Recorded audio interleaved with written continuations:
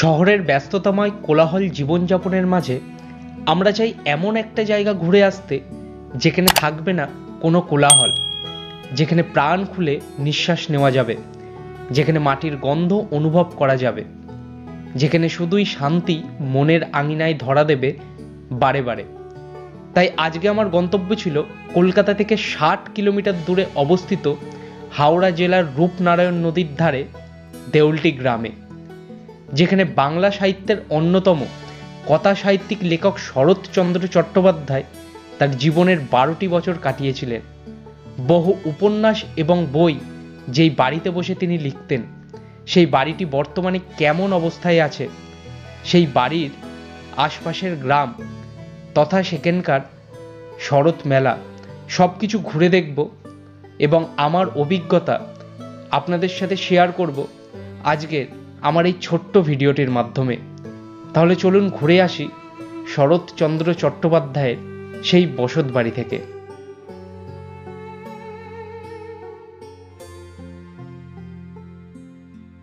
সুপ্রভাত বন্ধুরা, আরো একটা নতুন ভিডিওতে তোমাদের সকলকে স্বাগত জানাচ্ছি। আমার ভিডিওর ডায়েরির আরো একটা পাতায় নতুন একটা জায়গা উন্মোচন হতে চলেছে। আজকে আমার গন্তব্য বাংলা সাহিত্যের অন্যতম লেখক শরৎচন্দ্র চট্টোপাধ্যায়ের বসত বাড়ি দেউলটিতে। শরৎবাবু তার জীবনে 12টি বছর যেই বাড়িতে কাটিয়েছিলেন, সেই গ্রামটা তো ঘুরে দেখবই, ওখানকার শরৎ মেলা সবকিছু আমার অভিজ্ঞতা এই ভিডিওতে তোমাদের সাথে শেয়ার করব। তাই চ্যানেলে যারা প্রথম ভিজিট করছো অবশ্যই কিন্তু চ্যানেলটাকে সাবস্ক্রাইব করে পাশে থাকা বেল আইকনটা প্রেস করে রাখো পরবর্তী ভিডিওর নোটিফিকেশনের জন্য। এখান থেকে আমি যাব হাওড়া স্টেশন। হাওড়া স্টেশনে পৌঁছে ট্রেনের সামনে থেকে ভিডিওটা আবার কন্টিনিউ করব। তাহলে চলো ভিডিওটা শুরু করা যাক। Let's go, enjoy this journey.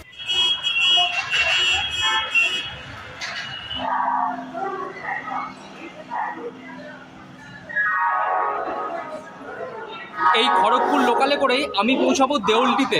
আমি হাওড়া থেকে ডিস্টেন্স কভার করব দেউলটি পর্যন্ত মাত্র 50 কিলোমিটার, 17টা হল্টের সাথে। তাই এই ট্রেন ছাড়ার কথা ছিল সকাল 11টা বেজে 57 মিনিটে, আর এখনই সময় হয়ে গেছে 12টা বেজে 20 মিনিট।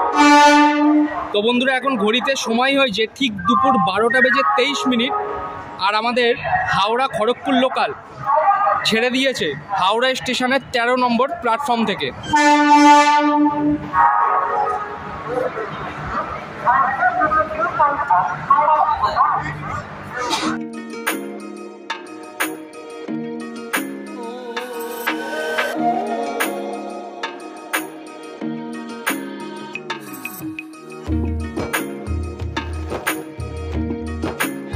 এখন সময় হয়েছে ঠিক দুপুর 2টো বেজে 4 মিনিট, আর এই মুহূর্তে আমি পৌঁছে গেছি দেউলটি রেলওয়ে স্টেশনে।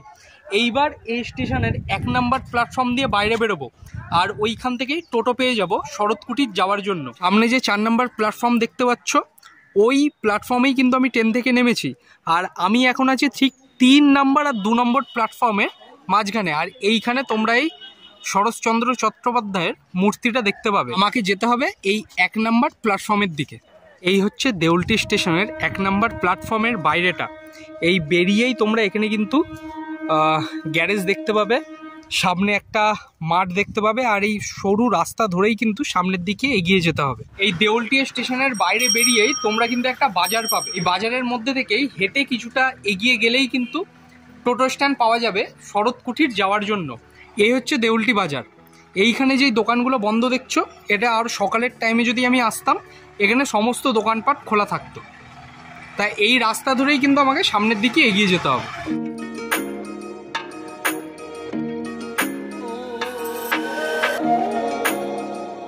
বন্ধুরা, ফাইনালি পৌঁছে গেছি এই শরৎ কুটিরের সামনে। এইবারে আমি তোমাদের ভাড়া সংক্রান্ত বিষয়টা বলছি। হাওড়া থেকে দেউলটি পর্যন্ত আসতে ট্রেন ভাড়া পড়েছে মাত্র 15 টাকা, আর দেউলটি স্টেশন থেকে এই শরৎ কুটির পর্যন্ত আসতে টোটোতে আমার ভাড়া পড়েছে 20 টাকা। আর শরৎ কুটির খোলার একটা কিন্তু টাইমিং আছে, সকাল 10টা থেকে দুপুর 12টা পর্যন্ত এবং বিকেল 3:30 থেকে 5টা পর্যন্ত শরৎ কুটির কিন্তু খোলা থাকে দর্শকদের জন্য। তাই এখন ঘড়িতে সময় হয়েছে ঠিক দুপুর 2টো বেজে 45 মিনিট। এখন তো শরৎ কুটির খুলবে না, আশপাশের গ্রামটা ভালো করে ঘুরবো, রূপনারায়ণ নদীর ধারটা তোমাদের দেখাবো, তারপরে কিছুক্ষণ পর এসে এই বাড়িটার ভেতর এন্ট্রি করব। এই হচ্ছে শরৎচন্দ্র চট্টোপাধ্যায়ের বসত বাড়ি, আর বাড়ির ঠিক আশপাশটায় এখানে কিন্তু তোমরা টুকটাক দোকানপাট পাবে।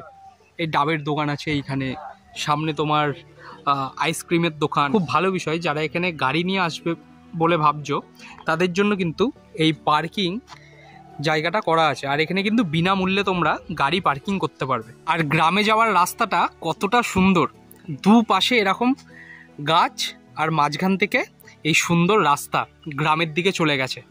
শরৎবাবুর বাড়ির থেকে কিছুটা এগিয়ে এলেই তোমরা কিন্তু একটা মন্দির দেখতে পাবে।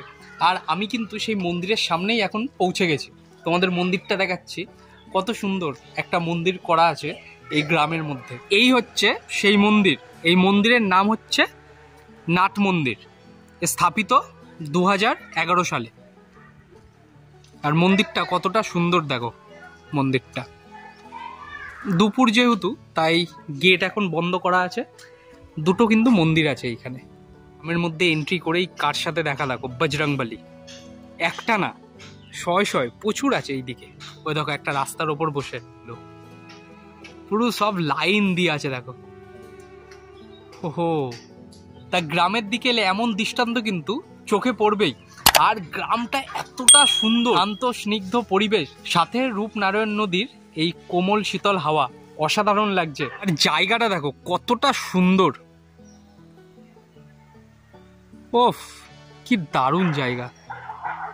গরমকাল পড়লে এইসব জায়গায় মানে শান্তি, মানে প্রচুর শান্তি এসব জায়গায়। গ্রামের রাস্তার ধারে ধারে কেন, প্রত্যেকটা বাড়িতেও কিন্তু এরম চাপকল থাকে। আর এই জল একদম পিওর বিসলারি ফেল। দেখো যত হনুমান আছে কিভাবে আনাজ সব নষ্ট করে। আর ভয় দেখানোর জন্য দেখো গলতি নিয়ে রাখে। কিছু করার নেই, আমাদের মারেন তো না, শুধু ভয় দেখান। এখন পৌঁছে গেছি রূপনারায়ণ নদীর একদম সামনে। নারায়ণ নদীর পাড়ে কত ছোটখাটো দোকানপাট বসেছে। আর এইখানে কিন্তু অনেকে আসছে পিকনিক করতে। পিকনিক স্পট আছে সামনে, ভালোই দোকানপাট বসেছে। আর এই দেখো সবাই টাইম স্পেন্ড করছে রূপনারায়ণ নদীর একদম পাড়ে বসে। হচ্ছে একটা ছোলা মাখার দোকান। এখানে হচ্ছে পার প্লেট 10 টাকা, তাই তো? কাউ এক প্লেট বানাও।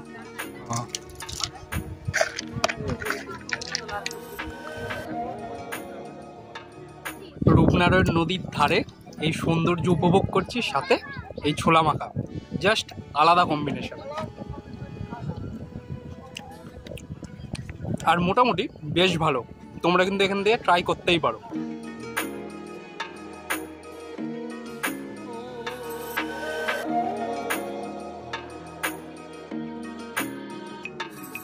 শরৎবাবুর বাড়ির সদর দরজা কিন্তু খুলে দেওয়া হয়েছে দর্শকদের জন্য। আর এইবার এন্ট্রি করলাম আমি।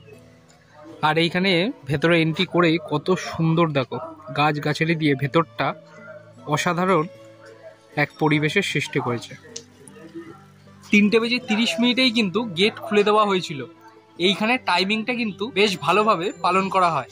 আর শরৎবাবুর বাড়িতে প্রবেশের আগেই কিন্তু জুতো খুলতে হবে, খালি পায়ে সকলকে প্রবেশ করতে হবে ভেতরে। এই হচ্ছে শরৎবাবুর বাড়ির সেই ঘর, যেই ঘরে শরৎবাবু এই টেবিল এবং চেয়ারে বসে নানান উপন্যাস এবং বই লিখতেন। তার কিন্তু ওখানে ছবি দেওয়া আছে, এবং তার দ্বিতীয় স্ত্রী হিরণময়ীরও কিন্তু ছবি ওখানে রাখা আছে। এইখানে যে থাকগুলো দেখতে পাচ্ছ, ওইখানেই কিন্তু শরৎবাবুর জুতো এখনো রাখা আছে, এবং পাশেই শরৎবাবু যে লাঠি ব্যবহার করতেন সেটাও কিন্তু সযত্নে রাখা আছে। আর এই জানলা সবসময় খোলা রাখা হতো, রূপনারায়ণ নদীর দিকে তাকিয়ে তিনি সবকিছু ভাবতেন আর এক একটা কথা তার বই এবং উপন্যাসে লিপিবদ্ধ করতেন। আর পাশেই আর একটা ঘরে চলে এসেছি, শরৎবাবুর এই বাড়িতে। এই ঘরে বসেই কিন্তু আমাদের ভারতবর্ষের অনেক বিপ্লবীদের মিটিং হতো। পাশেও কিন্তু আর একটা ঘর আছে। এই পাশেই কিন্তু আর একটা ঘর আছে যেখানে শরৎবাবু চিকিৎসার কাজ করতেন, বিনামূল্যে সকলকে চিকিৎসা দান করতেন শরৎবাবু। এবং এর পাশেই কিন্তু একটা খাঁচা মতো করা আছে, এইখানে শরৎবাবু ময়ূর পুষতেন। তা শরৎবাবুর বাড়িটা এতক্ষণ পর্যন্ত ঘুরছি, বেশ কিন্তু ভালো লাগছে। আর এখানকার পরিবেশ এতটা সুন্দর, মানে হয়তো লেখক লেখিকা যারা এরকম বই লেখেন, উপন্যাস লেখেন, তাদের এরকমই শান্ত স্নিগ্ধ পরিবেশের দরকার পড়ে। তা তোমরা যখন এখানে আসবে তোমাদেরও কিন্তু বেশ ভালো লাগবে। রূপনারায়ণ নদীর ধারে এই শরৎবাবুর বাড়ি এক অসাধারণ অভিজ্ঞতার সৃষ্টি করবে তোমাদেরকেও।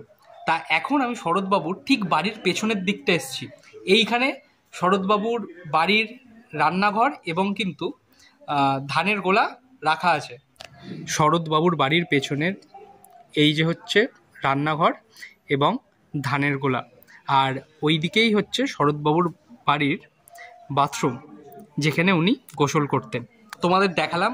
এইবারে শরৎবাবুর বাড়ির ঠিক ওপর তলায় যাব, আর ওখান থেকে পুরো বাইরের ভিউটা দেখাবো, আর কি ঘর আছে, কি ঘরের বৃত্তান্ত সব কিছু তোমাদের সাথে শেয়ার করছি। ওপর তলায় যাওয়ার সিঁড়ি, ওপর তলাটা দেখো কতটা সুন্দর, বারান্দাটা ওপরের, ওপর থেকে নিচটা পুরোপুরি দেখা যাবে। দেখো নিচটা লাগছে, দেখো ওপর থেকে কি দারুণ লাগছে নিচটা। এই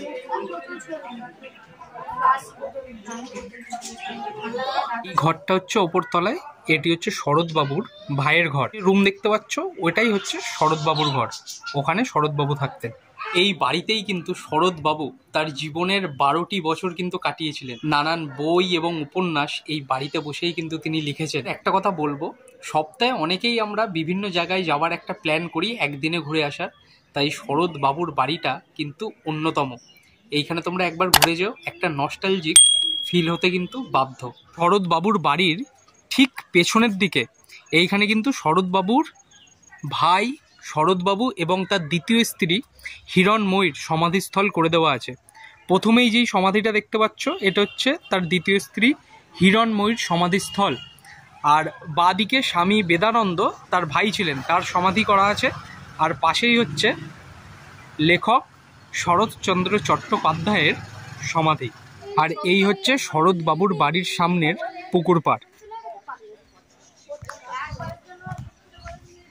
আর এই পুকুর পাড়েই কিন্তু শরৎবাবু তার অবসর সময় কাটাতেন। তা তোমাদের শরৎবাবুর বাড়ি থেকে শুরু করে শরৎবাবু সমাধিস্থল, পুকুর পাড় সব কিছু দেখালাম। এইবারে যে শরৎ মেলাটা এখানে বসেছে সেটার দিকে যাব এবং তোমাদেরকে সব কিছু দেখাবো। তা চলো যাওয়া যাক। এখান থেকেই কিন্তু শরৎ মেলা স্টার্ট হচ্ছে। কত দোকানপাট বসেছে দেখো মেলাতে, বেশ বড় একটা কিন্তু মেলা। মেলাটা কিন্তু বেশ বড়, অনেকটা জায়গা জুড়ে কিন্তু এই মেলাটা। জানুয়ারি মাসের 21 তারিখ মানে মাঘ মাসের 7 তারিখে এই মেলা কিন্তু শুরু হয়, 7 দিন থাকে। তা আগের দিন এই মেলা শেষ হয়ে গেছে, আজকে কিছু দোকানপাট আছে আর সেটাই তোমাদেরকে দেখাচ্ছি। কত খাবারের দোকানপাট থেকে শুরু করে জিনিসপত্রের দোকান অনেকই আছে এখনো পর্যন্ত। দেখো পালক এবং শোলার কাজ দিয়ে কত সুন্দর কিন্তু জিনিসগুলো তৈরি করা, শোপিস বাড়িতে রাখা।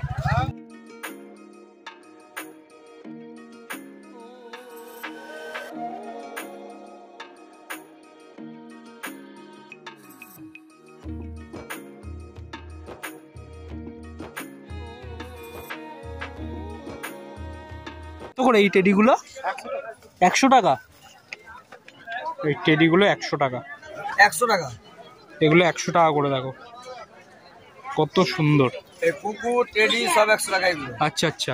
মেলার পাশেই কিন্তু এই কাকু হচ্ছে, এইটা জয়নগরের কি এটা কি সন্দেশ, এটা কি পাটালি মানে এই গুড় দিয়ে তৈরি করা, চিড়ের চিনি চিনি। আচ্ছা কত করে জয়নগরে? 30 টাকা। 30 টাকা শ। জয়নগরের সন্দেশ কিছুটা নিয়ে নিয়েছি কাকুর থেকে, টেস্ট করে বলছি। বেশ ভালো খেতে। 100 গ্রাম কত? 30 টাকা। তা 100 গ্রামের দাম হচ্ছে 30 টাকা।